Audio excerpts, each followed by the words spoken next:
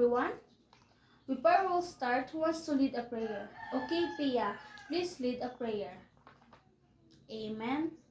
So, before we will start, please pick up the pieces of paper under your table, okay, and arrange your chair. Thank you. So, before we will start, I want to ask you, what our lesson yesterday? Okay, Dolatre? Very good, thank you. So, before we start our lesson, I will show you an example of petit first. Petit first, it is not a dessert, it is a appetizer. Meron to sa mga hotels, like restaurants, lalo na sa mga mamahaling restaurant, meron talaga silang piniprepare na petit first. Ito yung mga maliliit na cake na dinidesign nila para maganda tignan sa mga tao and nakakatakam. Okay? Then, I will show you a video, an example on how to make an petit first or design it.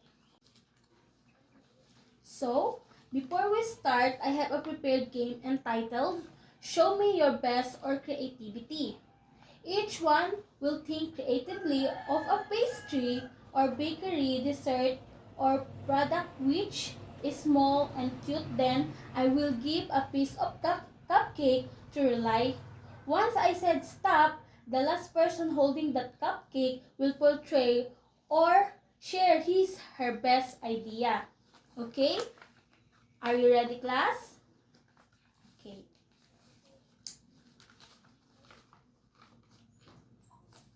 Okay, are you finished? So, let me show your best and explain what your best idea about this mini dessert or mini appetizer.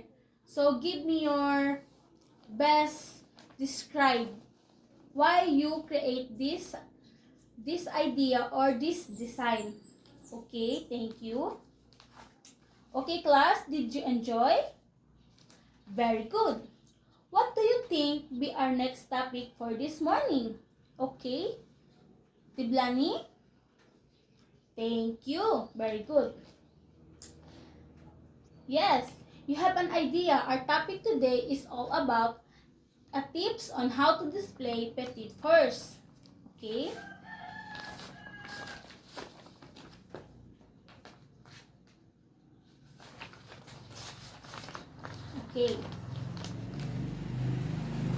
Okay, everyone, I want you to listen carefully because at the end of the lesson, you're going to identify the tips on displaying creatively to enhance customers' appeal. So, B, demonstrate on how to display petit first creatively to enhance customer appeal and describe how important the displaying creativity to enhance customer appeal. Okay, let me ask you, how many objectives do we have? Okay, Sanson? Thank you, that's correct. We have 3 objectives. Okay. Okay, before we proceed, I have an activity. This is called Unlocking Difficulties. I will show you a scrambled letter, then you will arrange it or give me the correct answer. I will face the scrambled letter here, then you will answer. After you answer it, collect it, Tiblani, pass all your papers, then I'll check it later. So, for the next activity, I will divide you into 3 groups. Each group will choose 2 representatives and will face each other in front.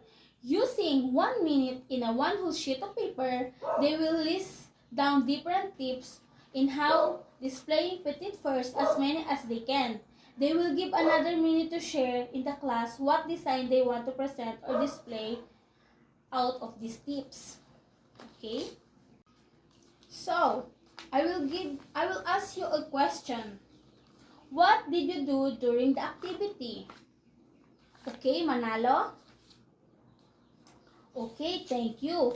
we identify the tips on how to display petite first. That's correct. Thank you. Next, why it is important to identify the tips on how displaying petite first? Okay, Sanson. That's correct. We need to identify the tips on how to display petite first for us to create an amazing petite first for display which is appealing to the attention of customers. That's correct. Thank you. So next, let's unlock the difficult terms. Number 1 is petite first. It is a small size bite-sized confectionery of savory appetizer. Next is sauce. It is a liquid cream or semi-liquid mixture. Number 3, crunch. It is a dry decorative. Number 4 is garnish, established decoration. Next is, I will show you on how to display tips on how to display petite first. Here, I will show you the step-by-step or tip on how to display petite first. Okay, so next, I will ask you a question. What are the 4 basic tips on how to display petite first? Okay, Pia? Thank you. So I will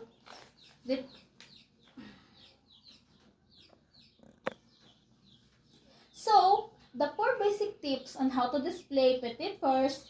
Number 1 is, tip number 1, main item. Tip number 2, selection of sauce. Tip number 3, crunch component. And tip number 4, garnish. Now class, with the same group, you will choose 2 representatives to demonstrate in front the 4 basic tips on how to display petite first.